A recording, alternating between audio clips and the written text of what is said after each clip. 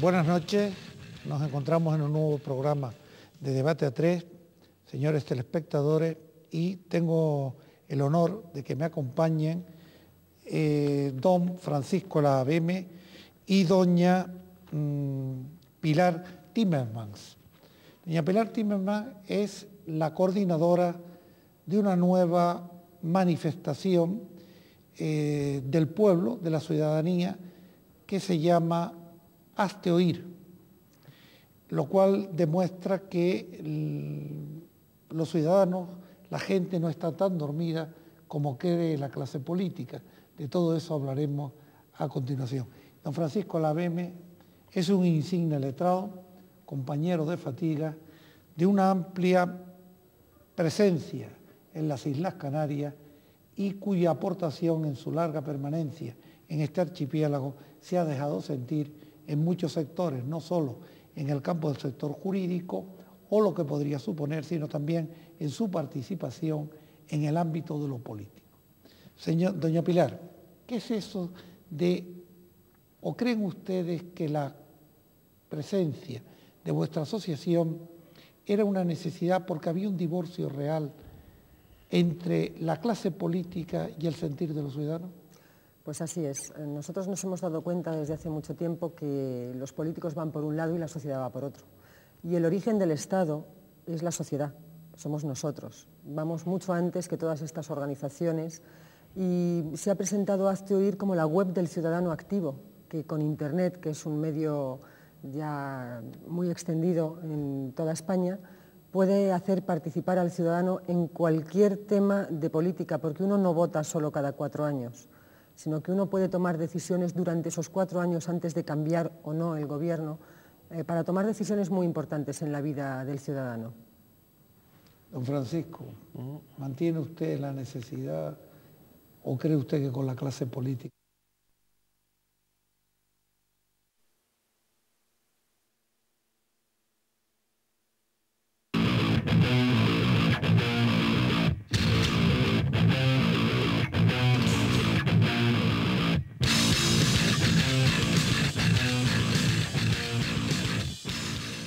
Buenas noches, nos encontramos en un nuevo programa de Debate a Tres, señores telespectadores, y tengo el honor de que me acompañen don Francisco Laveme y doña Pilar Timmermans. Doña Pilar Timmermans es la coordinadora de una nueva manifestación del pueblo, de la ciudadanía, que se llama Hazte Oír, lo cual demuestra que los ciudadanos, la gente no está tan dormida como cree la clase política. De todo eso hablaremos a continuación. Don Francisco Laveme es un insigne letrado, compañero de fatiga, de una amplia presencia en las Islas Canarias y cuya aportación en su larga permanencia en este archipiélago se ha dejado sentir en muchos sectores, no solo en el campo del sector jurídico o lo que podría suponer, sino también en su participación en el ámbito de lo político. Doña Pilar, ¿qué es eso o creen ustedes que la presencia de vuestra asociación era una necesidad porque había un divorcio real entre la clase política y el sentir de los ciudadanos?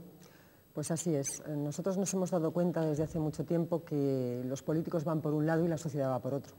Y el origen del Estado es la sociedad, somos nosotros. Vamos mucho antes que todas estas organizaciones y se ha presentado Hazte Oír como la web del ciudadano activo, que con Internet, que es un medio ya muy extendido en toda España, puede hacer participar al ciudadano en cualquier tema de política, porque uno no vota solo cada 4 años, sino que uno puede tomar decisiones durante esos 4 años antes de cambiar o no el gobierno, para tomar decisiones muy importantes en la vida del ciudadano. Don Francisco, ¿mantiene usted la necesidad o cree usted que con la clase política que nos representa se sobra y basta? No. Una sociedad dinámica como las nuestras, el carácter de representación de esta sociedad no puede agotarse digamos, en los partidos políticos. Es verdad que los partidos políticos son esenciales en el juego político, en la participación en las sociedades democráticas, etcétera, pero la representatividad del ciudadano no se agota ahí, que era lo que decía la compañera. Mi actividad o mi interés, mi funcionamiento en una sociedad así, no quiero que termine con el voto periódico, es decir, cada 4 años y voto, ¿no? Quiero seguir participando en lo que se haga durante este periodo de legislatura. Quiero seguir siendo ciudadano, que tiene un juego importante en lo que se decide en la sociedad y no limitarme a votar a esta o aquella representación. Evidentemente la representación de los ciudadanos se agota con los partidos políticos. Estoy de acuerdo con esto. A mí me ha planteado este tema del agotamiento, si no el domingo, el día del referéndum, a la Constitución Europea. Realmente hubo una abstención considerable, aunque todo el mundo parece que ganó. Todo el mundo parece que ganó. El sí, el no y el voto en blanco. Entonces, ¿cómo podría...? ¿Eso fue un fiel reflejo de la falta de participación activa que usted decía? Yo creo que fue un fiel reflejo del poco interés que tienen en que los ciudadanos sepamos qué estamos votando. Si realmente este gobierno hubiera tenido interés, se habría gastado todo ese presupuesto, no tanto en hacer un referéndum, los primeros de Europa, se puede ser los terceros y los cuartos, más que en informar qué estamos votando, de qué tratado se trata, en qué afecta a España, a Canarias en concreto. Y en cambio no ha habido ningún debate, ha habido un sí, vota sí, el que no vota sí no es europeo. Perdóneme usted, yo no tengo que demostrar que soy europea desde hace muchos años, pero ustedes, los políticos, sí nos tienen que demostrar qué estamos comprando. Usted no entra en una tienda y se queda con lo primero que el vendedor le da, le explica cuáles son sus características, ventajas y desventajas, porque todo en esta vida tiene ventajas y desventajas. Yo creo que se ha corrido mucho en vamos a votar, a ver qué pasa. No, explíquennos las cosas como son y luego eso creará el propio interés del ciudadano. Yo creo que no ha sido tanto una abstención por falta de interés, sino porque la gente no conocía que iba a votar. Y efectivamente, como usted decía antes, los políticos tienen una forma muy curiosa de siempre ganar. Y esto no es así. La población se ha abstenido en un número muy alto y hay que analizar el porqué. Paco. A mí realmente me preocupó la abstención, porque yo creo que realmente lo fundamental aquí, el ir a decir sí o no, o abstener, o sea, o votar en blanco, era al fin y al cabo una forma de manifestarse del ciudadano. Ahora, lo preocupante es que en una cuestión de esta índole, en una cuestión de esa importancia, se abstenga la ciudadanía llamada en un porcentaje como este en que se abstuvo, ¿no? A mí eso para mí sería muy preocupante, porque lo que importaba aquí no era tanto ya el sí o el no. Lo que importaba era que los ciudadanos demostraban que tienen conciencia de lo que se estaba votando. Y yo creo que ahí fue uno de los errores. No sé qué prisas había, pero lo importante era explicar a la ciudadanía exactamente en qué consistía ese tratado que se iba a votar. Hace poco nosotros tuvimos un encuentro en el que se quería estudiar o comparar el proceso constituyente bolivariano y el proceso constituyente que se ha hecho aquí en Europa. Evidentemente son dos realidades diferentes. Es más, lo de Europa ha sido un tratado. Aquello era un proceso constituyente serio, con participación de todos los niveles de la ciudadanía, etcétera, de tal suerte que cuando la Constitución cuaja, cuando ya se tiene el texto en la mano, hay una plena conciencia por parte de la ciudadanía porque ha participado en la elaboración, pero esto es una cosa que se ha cocido ahí como una especie de cabildeo de estos, de tal, se han cogido a unos cuantos sabios y han traído un texto farragoso que había que explicarlo muy bien, a los ciudadanos, y creo que fue eso lo que falló. No se le motivó al ciudadano para que fuera consciente de lo que realmente estaba. Y era una cuestión importante, porque al fin y al cabo se estaba cediendo parte de la soberanía de estos estados. Y yo creo que la abstención ahí para mí fue muy preocupante, porque yo creo que ahí los poderes públicos no hicieron el esfuerzo de explicar a la ciudadanía realmente lo que se estaba haciendo ahí, y eso es peligroso. Sin embargo, la abstención es un fenómeno concurrente en todas las elecciones. No solamente al Parlamento Europeo anteriores la hubo, de manera considerable, sino incluso en el ámbito de, si no llega a ser por el hecho tan desagradable y tan luctuoso y tan execrable del día del 11 de marzo, quizás también en las elecciones generales. Esto no nos podría plantear como ciudadanos, ya que los que estamos aquí, si bien jugamos a la política, porque al fin y al cabo todos jugamos a la política, y aquel que no juega a la política a mí me parece muy peligroso, porque lleva en sí un dictador escondido, prefiero que me lo digan claro. Si bien jugamos todos a la política, ¿no sería el momento también de replantearnos que los sistemas electorales que se están produciendo de listas cerradas no son plenamente válidos para esas nuevas opciones que demandan, en otras palabras, la lista del partido no representa lo que yo voy a votar o lo que yo deseo votar que se haga? Sí, yo creo que ese también es un clamor popular que se está oyendo desde hace muchos años. La gente está cansada de votar una idea y tiene ganas de conocer a sus políticos y de defender a sus políticos y de votar a sus políticos. Y no todos los de un partido responden a las expectativas del ciudadano, quizás 2 o 3 de un partido y 2 o 3 de otro. Es cierto que yo creo que es algo que se va a pedir no en mucho tiempo, que la ciudadanía va a demandar no en mucho tiempo, el que cada uno pueda votar en conciencia a la persona que le parece más adecuada, no tanto a la idea de un partido político con todo lo que ello conlleva. Y luego soltarse un poco de las ataduras de lo que significa un partido político en sí. Los partidos políticos te demandan una fidelidad a todas sus ideas, y uno quizás pueda estar de acuerdo en unas cosas y en otras no.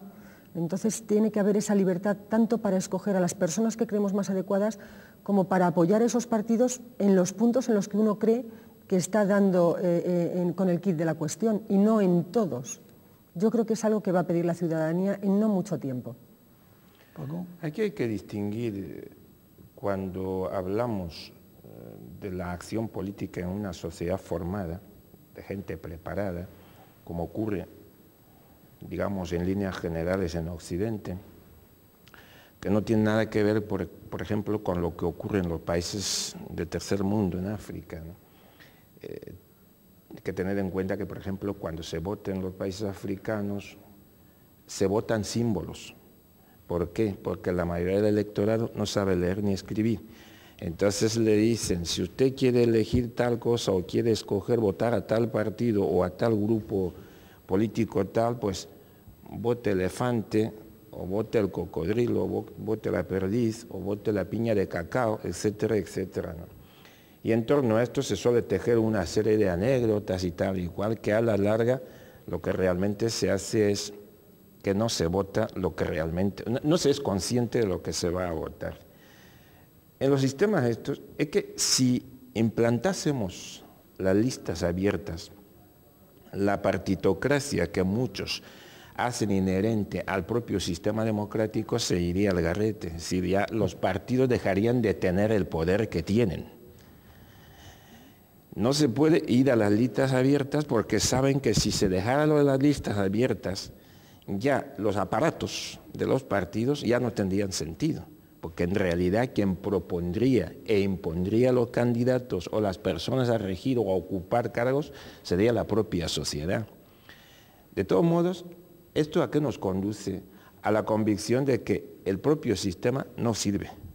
O sirvió durante un tiempo, ya ahora no nos sirve. Ahora hay que ir a la participación directa del ciudadano, tanto en la elección de los cargos, como incluso en el control de los sueldos que perciben esos cargos públicos cuando están desempeñando sus funciones, como cuando hay que elegir a quién realmente tiene que ocupar un cargo y quién tiene que representar a la ciudadanía.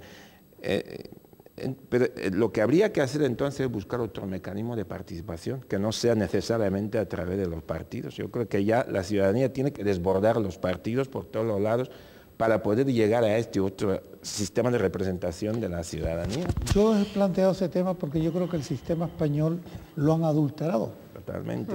Y está adulterado Totalmente. porque sí tenemos un sistema de lista abierta, que es el caso del Senado, Sí. donde elegimos, parece que elegimos a nuestros senadores, pero luego viene la partitocracia e impone su criterio, o incluso algo más grave, el supuesto de los senadores elegidos por las comunidades autónomas, que pueden llegar a plantear en la Cámara Alta un voto contrario a la comunidad, que a lo mejor ha salido por una mayoría en la comunidad, Sí. y sin embargo el partido puede ser disidente. Eso que está en el sistema español, a mí me parece preocupante, ¿no? Por eso os lo decía, ¿no? Y por eso lo planteaba. Y de esa partida del divorcio, el partido dice, y yo estoy metido en la secta, por lo tanto tengo que cumplirlo, creo que uno de los temas donde se ha empezado a vislumbrar el problema está en la insolidaridad con los vecinos del continente próximo, en otras palabras, en la regularización de la situación de los inmigrantes. ¿Qué tiene que decir, hazte oír sobre ese tema? ¿Y se puede saber? Bueno, es un tema muy complicado y que en Canarias estamos viviendo con mucha crudeza, porque los inmigrantes no vienen solo en pateras o en barcos, que parece que es que el último que llegó fue ahora lleno de inmigrantes, cuando llevan llegando desde hace muchos años. Estamos viendo en los aeropuertos cómo llegan y en qué condiciones. Entonces, es un tema primero que habría que obviar la demagogia barata. Hay que saber que aquí llega gente en ciertas condiciones y que hay que atenderles, porque la otra opción es mandar a la Guardia Civil detrás de una patera y mandarlos para su país, que es su muerte. Entonces hay que ser conscientes de lo que estamos ofreciendo aquí y luego también hay que ser conscientes de la capacidad que tiene Canarias en concreto de ofrecer trabajo y posibilidades a esta gente. Nosotros tuvimos una época en los años 60 en que los españoles tuvimos que salir de nuestras fronteras, mejor o peor salimos, buscamos un trabajo, buscamos una oportunidad y ahora nosotros somos los receptores de esta gente. Ahora se está haciendo una regularización que a mí me parece que es un poco torpe, que se está haciendo también muy rápidamente, que mucha gente que llevaba aquí tiempo con un trabajo se está perdiendo esa oportunidad por falta de papeles y otros listillos que lo tenían preparado de antes lo van a hacer con anterioridad. Yo creo que estas cosas hay que consensuarlas en una mesa muy tranquila en la que se ponga corazón pero también cabeza y también la economía de Canarias para ver con qué puede y con qué no puede. Es un tema en el que ha habido mucha demagogia y en el que yo creo que los partidos tendrían que quitarse sus abrigos de partido político y sentarse todos a la vez, porque estamos hablando de seres humanos, de vidas humanas, y viene aquí buscando una oportunidad y no una demagogia en la que todo el mundo se pone a hablar de qué se puede hacer, no se puede hacer. Se necesitan soluciones y ya. Don Francisco. Hay que decir y señalar una cosa inicial, ¿no? Con esto de la regularización de los inmigrantes, y es que ahora una de las condiciones que se le exige es que aporte un certificado negativo de antecedentes penales de su país, lo cual es una trampa saducea, porque cuando los chicos llegaban aquí, la inmigración, los que llegan en pateras, no les gusta decir de dónde son, precisamente para evitar que le tengan que expulsar. Es lo que pasa, por ejemplo, con los marroquíes, que desde el momento que los cogen, los devuelven porque saben de dónde proceden. Pero todos estos que proceden de donde se llama ahora Subsahara, la región subsahariana, no les gusta decir de dónde son, para evitar precisamente que lo puedan repatriar. Entonces, al exigirle en estos momentos para su regularización que aporten certificado de antecedentes penales de su país, pues ya se tienen que identificar si son de Nigeria, si son de Togo, si son de Benín, si son, etcétera, etcétera. Eso es lo primero, porque también es cierto que no van a regularizar a todo el mundo que esté aquí, no podrán. Entonces, claro, a aquel que se le rechace, a aquel que no se le pueda regularizar, tendrán que repatriarlo y ya se sabe, a través del certificado de antecedentes penales que ha aportado, de dónde es. Solo primero. Pero lo esencial de todo esto, se ha hecho mucha demagogia, como señalaba Pilar, en este asunto, hablando de efecto llamada y toda esta serie de cosas. Y yo me pregunto, ¿alguien en su sano juicio cree que cuando un chico sale de Lesoto, que yo los he visto aquí. He tenido una princesa de la familia real de los Soto en mi despacho. En un viaje que en muchos de los casos duran años, porque van sorteando fronteras, cruzando un desierto. Solo sabemos los que mueren ya aquí al llegar, porque se ha ido al pique una patera y tal, pero no sabemos los que se quedan en el desierto. Picadura de serpientes, fronteras muy dudosas, fronteras inseguras que tienen que ir cruzando esto hasta llegar aquí. No lo sabemos. Entonces, se ha dicho, una persona que sale en esos países, alguien puede pensar que lo primero que mira es, ¿dónde acaba de salir una ley mucho más favorable ahora? ¿En España o en Francia? Si es que sabe leer, o si es que sabe algo de español. No piensan en eso. El único efecto de llamada aquí es la miseria, es la pobreza, que espolea a esta gente para que vengan, sea cual sea la ley. Por tanto, no hay una ley que tenga efecto de llamada, porque el verdadero efecto de llamada es el hambre y la miseria, punto. Por tanto, solución. Se ha hablado del famoso 0,7, etcétera, etcétera, pero yo creo que tampoco pasa por el 0,7, porque aquí todo se convierte en, si le damos dinero se acabó la cuestión. No, no. Yo siempre he dicho, y vuelvo un poco, esto que hablábamos antes, la votación del otro día, el referéndum, los ciudadanos afroeuropeos siempre hemos pensado que una Europa fuerte, que emerge como una potencia, etcétera, etcétera, podría replantearse sus relaciones con África y, por tanto, en su conjunto, hacer algo como el famoso Plan Marshall. Es decir, que África hoy necesita que Europa y los responsables políticos africanos se sienten y se replanteen las relaciones y hagan como una especie de Plan Marshall, porque nadie quiere emigrar. Y eso de países pobres, yo no conozco un país pobre de África.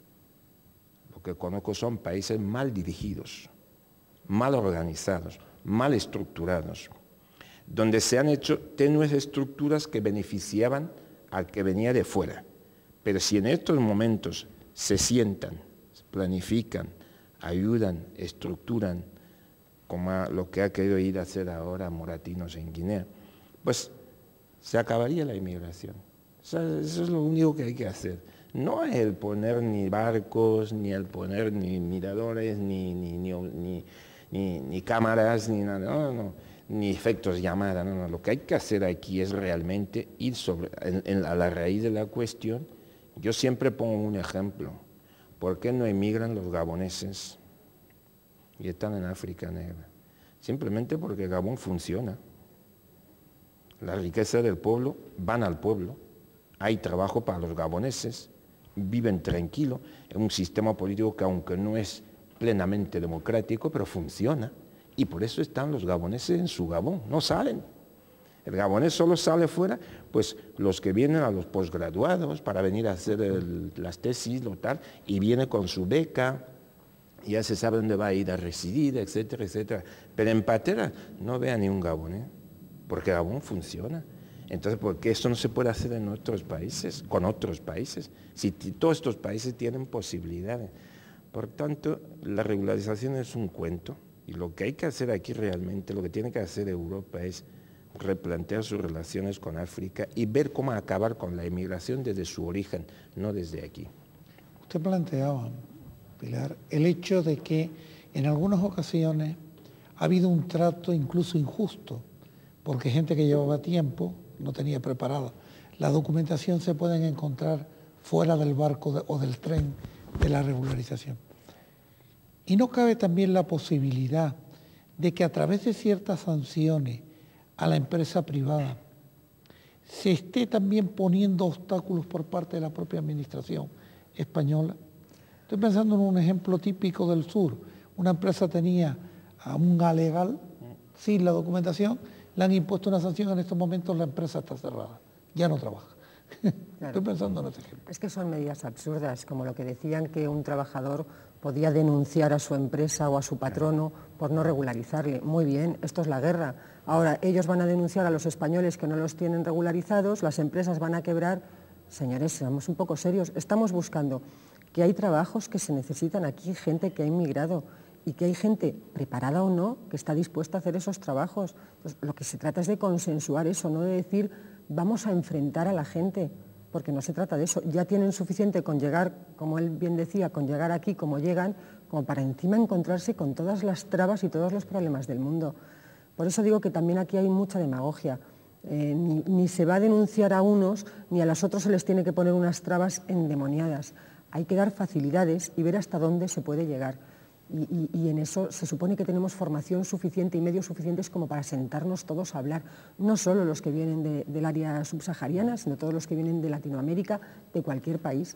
Hoy en día uno se puede sentar a hablar de qué tenemos, qué podemos ofrecer y hasta dónde podemos llegar.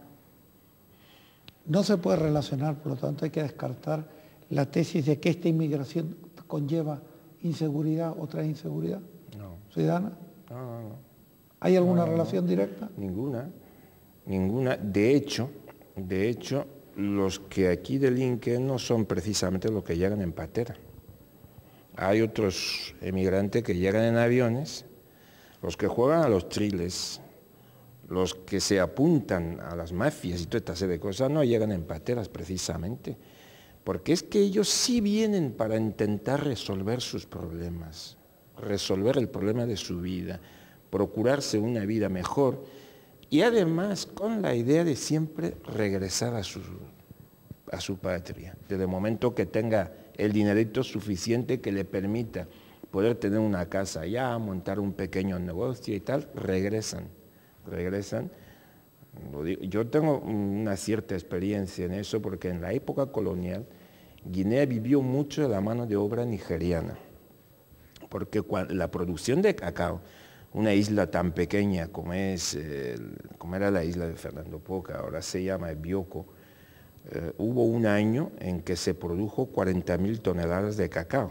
Y Guinea no tenía mano de obra para trabajar ese cacao, porque todo ese cacao era producción artesanal. Es decir, que no había máquina, no había tal, era cortar la piña, podar, sulfatar, etcétera, etcétera, hasta lavar el grano, secarlo. Se introdujo unos secadores que ya eran, que podíamos entender como una cierta maquinaria, porque el cepillo daba vuelta por sí solo, eso era. O sea que conozco mucho de esto. La gente que llega de la zona subsahariana llega con la idea de mejorar su vida.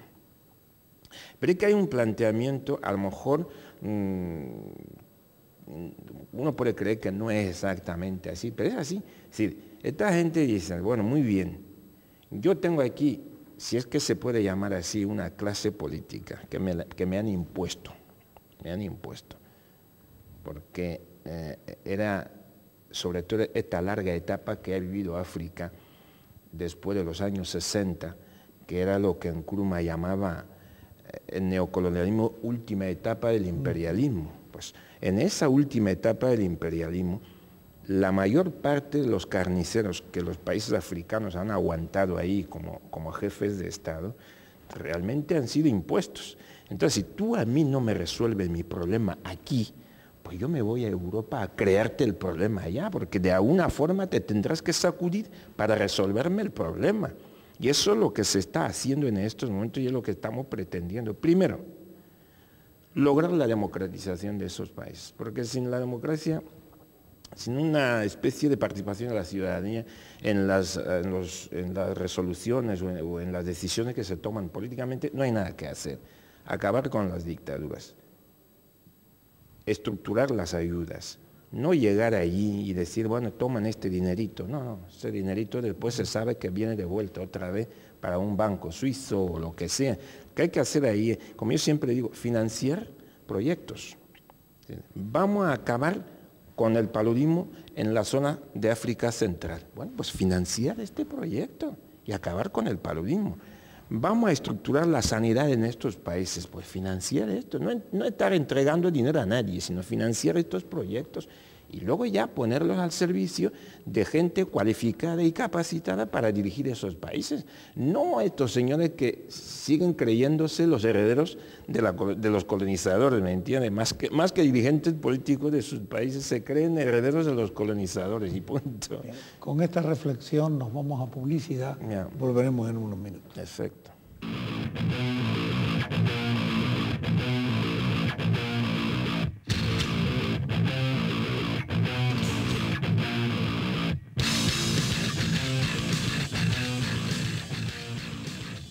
Bien, continuamos con la segunda parte del programa y había planteado uno de los grandes temas, la necesidad de una posible inversión en el ámbito, en la zona limítrofe, y desde la perspectiva canaria ha habido algún consejero, creo que ha sido el señor Mauricio, que planteó en un momento determinado, pues por un lado, la susceptibilidad de las reservas de inversiones canarias en África.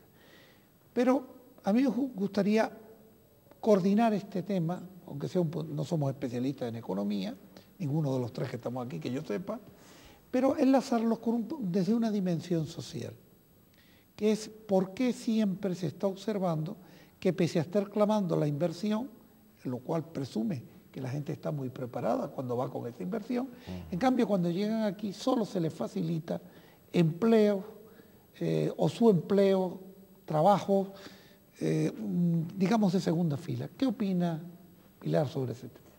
Pues es cierto, es una cosa que también nos pasó a los españoles cuando salimos en los años 60 de nuestras fronteras, que también íbamos a trabajos infravalorados y que se supone que la gente de Alemania o de Francia, países a los que acudíamos, no querían llevar a cabo. Es cierto que eso ocurre aquí, también es cierto que se ve a mucha gente con formación suficiente, pero que por ser ilegales, por no tener los papeles, por no tener convalidados los títulos, tienen que acceder a cualquier tipo de trabajo, y también es cierto que duda cabe que hay mucha mala gente que se aprovecha de ello. Entonces yo te contrato, no hay contrato por medio, yo te pago menos de lo que tú sabes que debes cobrar, pero todos nos callamos. Yo creo que es algo que los ciudadanos cada vez se están concienciando más para que no sea así. Pero es una cosa de cada casa, de cada comunidad de vecinos, de cada pequeña ciudad, para que vaya haciendo un ejemplo y que esto cambie. Don Francisco. Hay que decir primero que la cuestión no es nueva, lo que planteó Mauricio, no es nuevo. Ya lo decía también Jeremo Saavedra, incluso mucho antes de esto. Esto viene de lejos, de cuando aquella gente que venía de Senegal, de Mauritania, venían a comprar. Y eso lo decía la propia Cámara de Comercio una vez en Las Palmas, venían a comprar.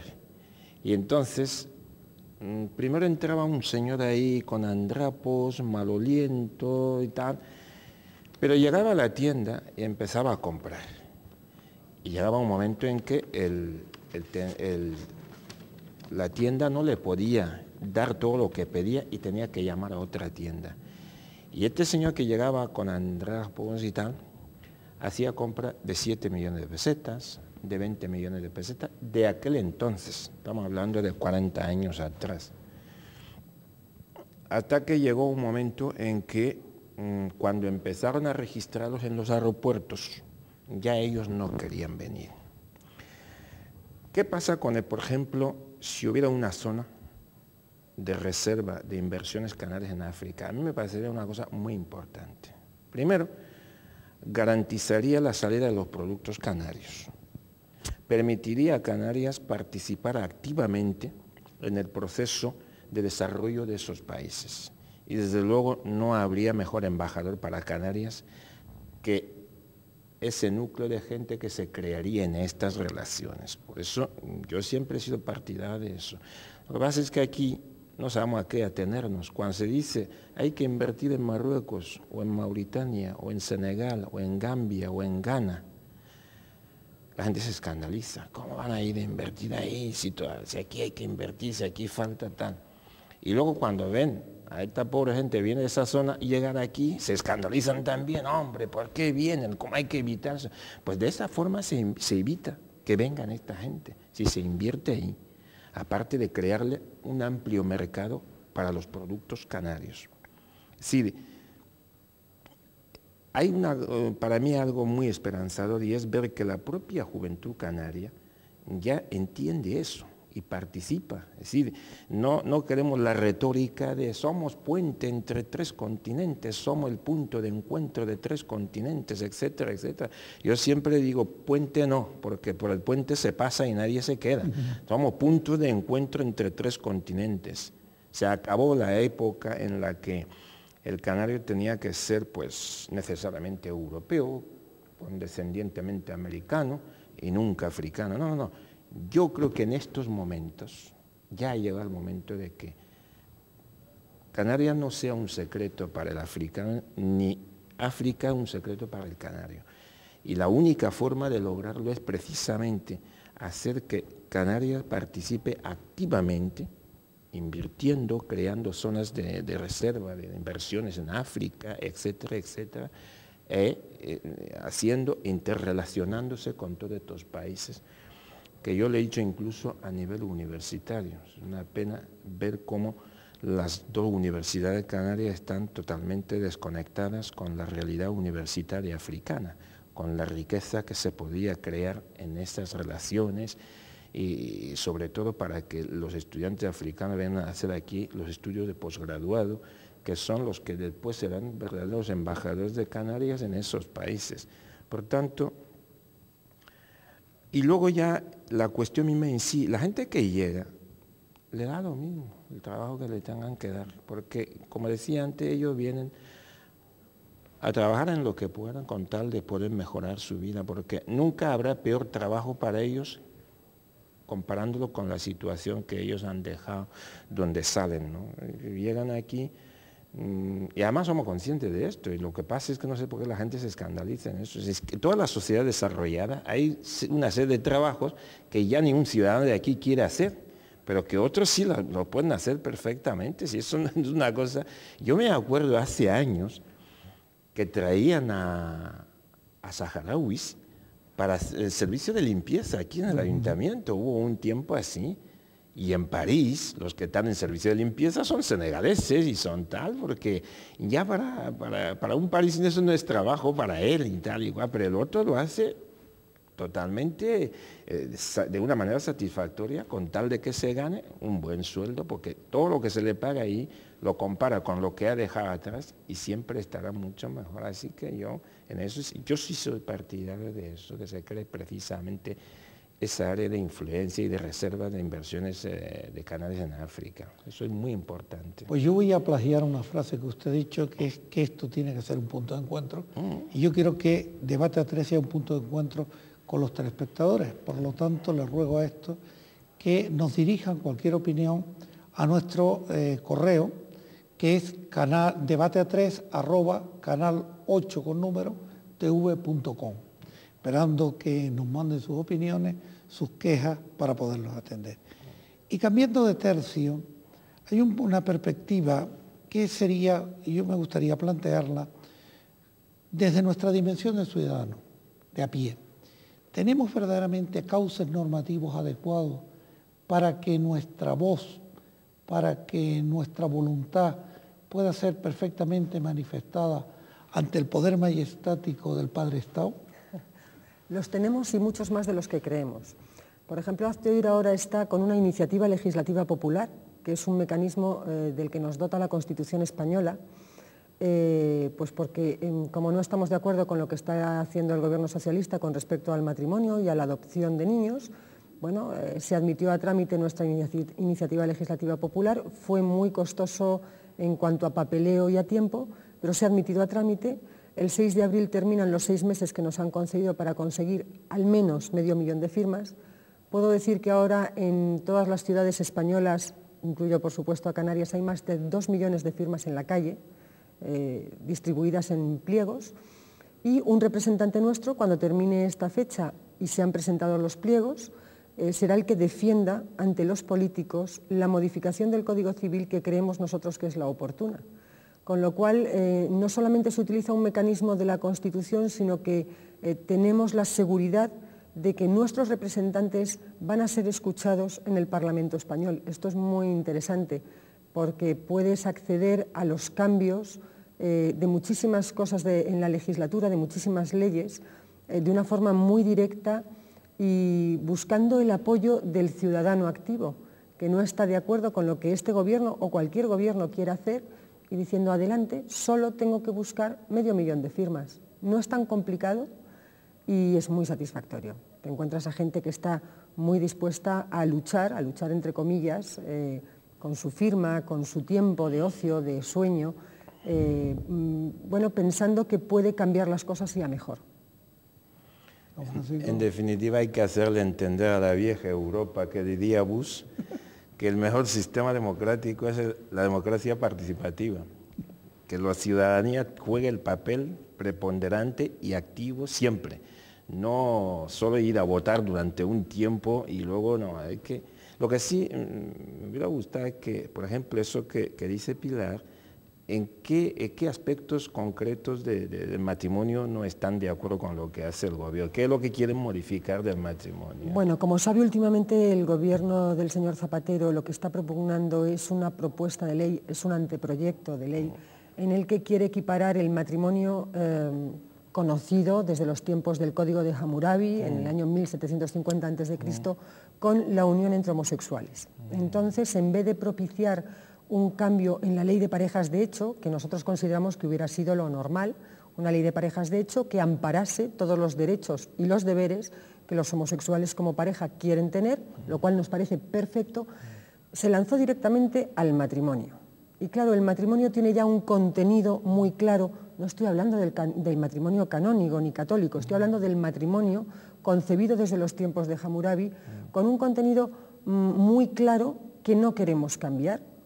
Entonces, la propuesta que hacemos es en el Código Civil que se admita matrimonio como unión entre hombre y mujer y la adopción como algo que es un derecho de los niños, no un derecho ni del homosexual ni del heterosexual. Creemos que los niños tienen derecho a tener un padre y una madre y no dudamos en que los homosexuales, los heterosexuales y todo el mundo seamos muy cariñosos, muy dispuestos a hacer la vida muy agradable a un niño, pero creemos que los derechos del niño es a tener para su educación y su formación un padre y una madre. Y esos son los dos pequeños cambios que queremos poner en marcha. Hombre, es interesante, pero y esto podría haber un gran debate que a mí me apasiona, ¿no? Personalmente, pero surge, o sea, por lo que he podido vislumbrar, ustedes juegan en esa iniciativa legislativa, que la experiencia que yo tengo parlamentaria, mi corta experiencia parlamentaria, en las iniciativas legislativas, es que toda la clase política las aplaude cuando llegan. Pero lo que pasa es que luego en la comisión y en la mesa inmediatamente la asumen y hacen lo que quieren luego la clase política. Ahí es donde veo yo de nuevo la hipertrofia de la iniciativa popular, pero que la mandan al desván de los recuerdos. Pero sería muy interesante que los ciudadanos vieran que una iniciativa apoyada por un número muy importante de ciudadanos es tratada así por nuestros políticos, ¿no? Esa indiferencia. Yo creo que los ciudadanos ya no vamos a dejar que alguien proponga algo y se trate así. Se puede debatir, se puede estar de acuerdo o no de acuerdo, pero yo creo que esta generación de ciudadanos activos no vamos a dejar que lo hablen en una mesa como la comisión del 11M y llegue a nada. Yo creo que no se va a permitir ahora que las cosas no lleguen a un fin, no el que nosotros queremos, a algún fin. Yo estoy muy segura de que esto va a llegar a buen término. Muchos partidos políticos, de forma individual, sus componentes nos están apoyando. Por supuesto, un socialista no va a decir que nos está apoyando. Quizás uno del Partido Popular tampoco, pero en toda España hemos contactado con todos los partidos políticos y hay mucha sensibilidad en un tema que es de sentido común, que no es de pertenecer ni a derechas, ni a izquierdas, ni a centro. Es algo de sentido común. Entonces, yo creo que nos va a sorprender, primero por el número de firmas que vamos a conseguir en toda España. En Canarias ha tenido un éxito impresionante. Somos una de las comunidades con más fedatarios buscando firmas, dan fe de lo que estamos haciendo es real, no nos lo estamos inventando. Y se está oyendo hablar de Canarias en esta ILP, no solo por el número de fedatarios, sino por el número de firmas que estamos consiguiendo. Y cuando esto llegue al Parlamento y se debata, Estoy convencida que el debate social que se va a crear con este tema no va a permitir que se olvide en una mesa o en una discusión. Francisco, desde la perspectiva de la iniciativa legislativa, no solamente en este tema, sino con carácter general, porque el Estatuto Canario también lo admite. Es esencial, no el tema precisamente que acabamos de tocar ahora, es un tema que no me apasiona nada, pero yo asisto con la curiosidad de un jurista y de un ciudadano de a pie y punto, ¿no? Porque el problema aquí es como que si se le diera la categoría de matrimonio, que yo la verdad también hubiera buscado otra forma de denominar ese tipo de unión, que no directamente matrimonio, pero si se le diera la categoría de matrimonio y por tanto las parejas homosexuales adquiriesen todos los derechos que se les reconocen a la pareja tradicional, digámoslo así, parece ser que al matrimonio como tal se le disminuye algo. De todo modo, ya el matrimonio ya viene muy disminuido desde que se le empezaron a dar estas categorías, desde que las parejas de hecho adquirieron la consistencia que tienen ahora y los efectos jurídicos y las consecuencias jurídicas que tienen.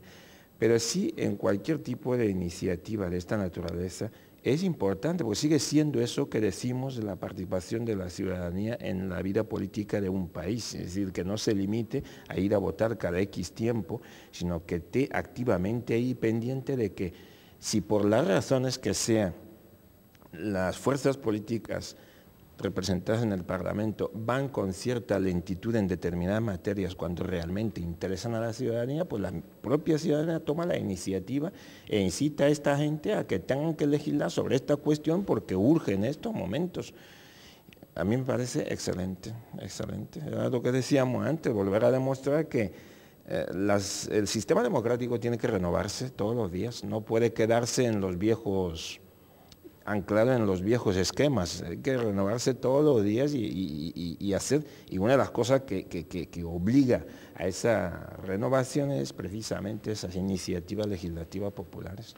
Desde el juego participativo, que es esencial, podemos hablar de algunos servicios públicos o pseudopúblicos, donde parece que pivotaba, estoy pensando por ejemplo en el ámbito de la educación, la ley de calidad educativa, la anterior ley de organización de la educación, etcétera, e incluso conectándolo con un problema muy concreto que está afectando a un conjunto de ciudadanos canarios, porque a mí siempre me gusta vivir y venir a esta tierra, primero porque esto es una televisión que se ve en esta tierra, por ahora esperemos que pronto se vea, como decía nuestro viejo amigo Antonio Cubillo, la metrópoli, el gran Cubillo, y entonces evidentemente podamos tener esa nueva dimensión.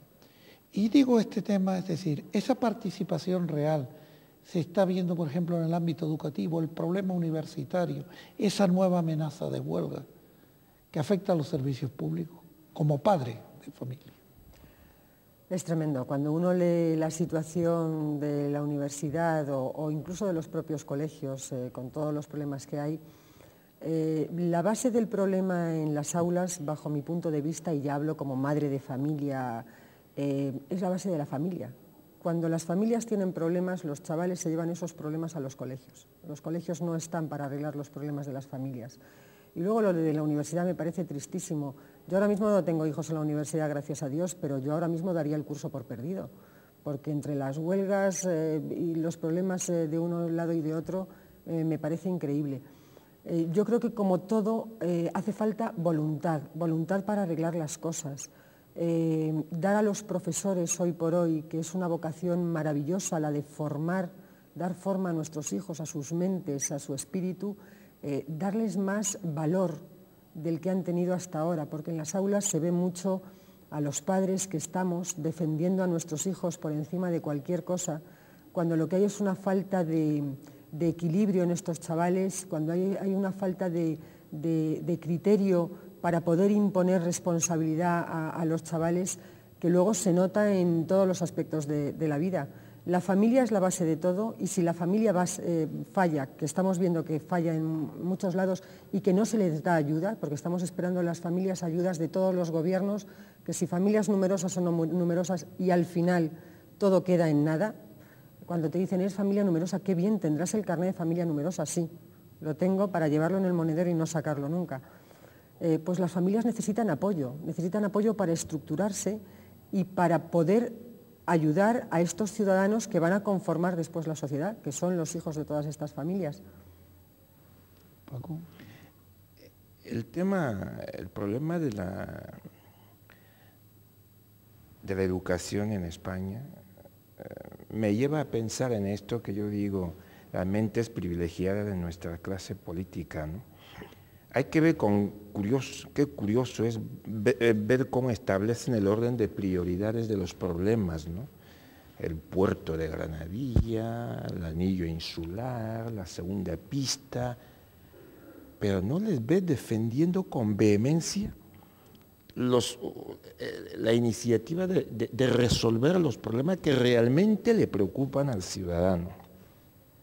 La distribución de la asistencia sanitaria en esta isla, un problema tan serio como es el fracaso escolar, que es donde realmente las sociedades siembran su futuro, y es un problema que es desde la básica hasta la universidad. Es decir, que ver lo que ha pasado con el curso universitario en este año, no oía a nadie hablar de eso, de nuestros responsables políticos. ¿Cómo es posible que los profesores se pasen prácticamente todo un curso en huelga? Eso quiere decir que los que tenemos hijos en la universidad hemos pagado las matrículas, pero no nos han prestado el servicio por el que hemos pagado esas matrículas. Para mucha la gente, por no decir todos, carísimas, carísimas. El gran fracaso escolar en Canarias, nunca he oído un debate entre políticos sobre cuáles son las razones por las que hay tan alto fracaso escolar en Canarias. Nunca. Pero sí se entretienen en discutir de cosas que a lo mejor son necesarias, no digo que no, pero que al ciudadano de al pie lo que ve es que va a un hospital y ve enfermo en los pasillos. Y dice, ¿esto qué es? ¿Por qué?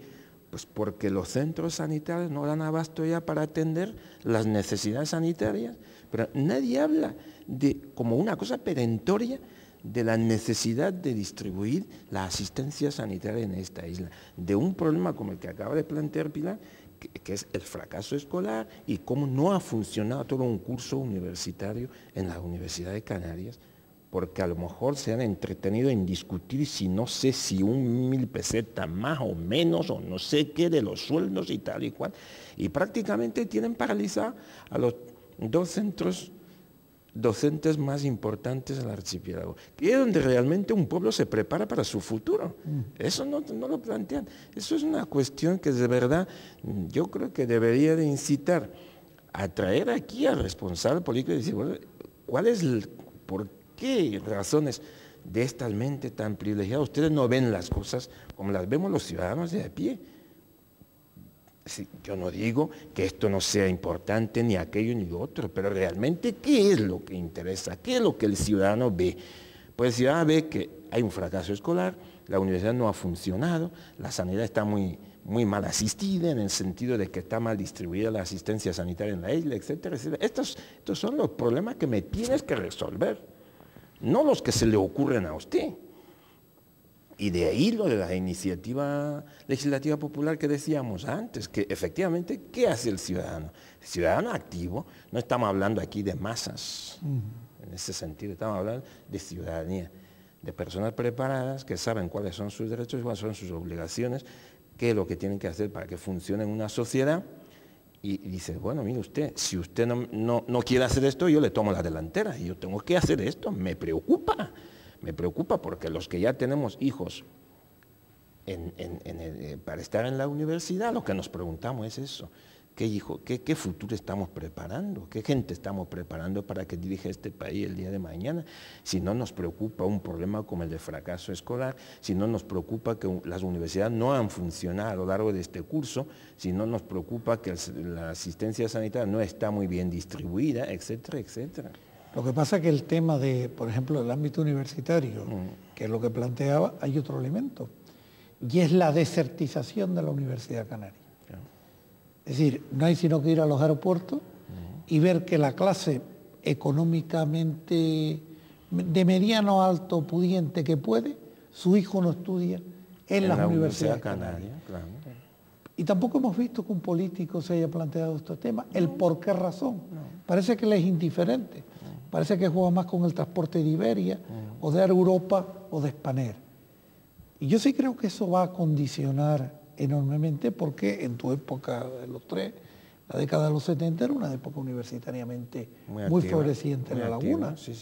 Incluso activa. La lucha contra el franquismo, teníamos mucho que decir, ¿no? Era una universidad muy activa, muy bien dotada a nivel de docencia. Pues yo me acuerdo cuando yo llegué a la Universidad de La Laguna, había en la Facultad de Derecho por lo menos 8 o 9 catedráticos de prestigio mundial. Ya no solo español, de prestigio mundial. Y eso es lo que debería de preocupar a la clase política. No podemos tener unas universidades que luego no prestan el servicio que la sociedad exige de ellas. ¿Por qué? Porque no se las dota, porque no se ayuda al estudiante, porque no se crea un ambiente propicio para que se estudie y se estudie de verdad, para que no vengan maestros, auténticos maestros, porque una universidad sin maestros no es una universidad. Estaremos pagando la matrícula, lo que quiera, pero hay que traer verdaderos maestros, hay que traer gente que cree escuela. Y siempre que le oigo a los historiadores aquí hablar del profesor Rafols y toda esta gente, esta gente creaba escuela.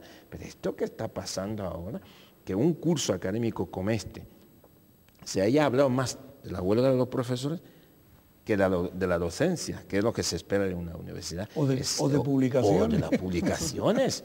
Eso es realmente preocupante. Luego, si tenemos en cuenta que en una pequeña región nos hemos permitido el lujo de darnos 2 universidades. 2 universidades, que se supone que esto debería de ser más que suficiente para una sociedad relativamente pequeña como es Canarias. Luego debería de dar aquí, esto debería de ser una cantera de intelectuales, de gente preparada, etcétera, que si no se cubren, o sea, si cubren las necesidades y sobran, pues lo exportamos, no importa. Hay países que quieren a esta gente que le vaya a dar. Estábamos hablando de África antes. Eso sí que son problemas que realmente preocupan, pero que nunca se le oye a los políticos abordarlos. Nunca. Bueno, ya hemos terminado nuestro tiempo. Yo quería, Pilar, decirle que este es un medio donde esperamos oírla muchas veces. Muchísimas gracias.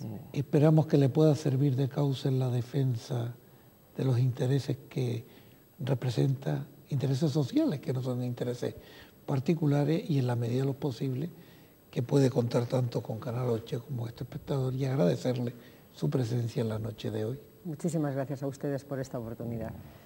Y a Paco Elá, mi buen amigo y compañero, decirle que una vez más, con su digno magisterio, nos ha enseñado que de ese mundo africano no solamente viene gente para la tendencia, sino que vienen cabezas privilegiadas que permiten la integración de Canarias con ese mundo próximo. Muchas gracias. Y a ustedes, señores telespectadores, esperamos poder contar con ustedes la próxima semana. Buenas noches.